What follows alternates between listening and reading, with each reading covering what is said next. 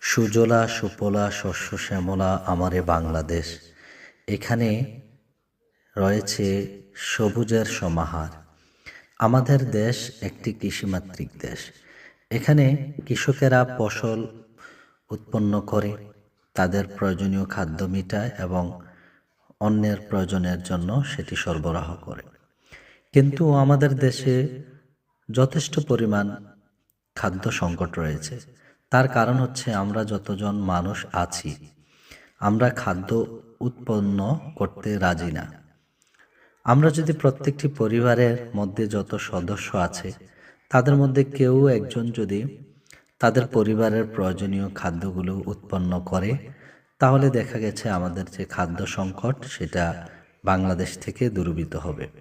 আসুন আমরা আমাদের এই সোনার দেশকে সুজলা সুফলা শস্য শ্যামলায় পরিণত করি এবং আমাদের মাতৃভূমি আছে সেটাকে আমরা ফসলের জমি হিসাবে উর্বর করে সেটাকে ফসল উৎপাদনের কাজে ব্যবহার করি। আমাদের এই জমিনকে আল্লাহ তাআলা ফসল উৎপাদন করার সুযোগ করে দেয় এবং কৃষকের এই ফসল উৎপাদনের মধ্যে আল্লাহ তাআলা বারাকাত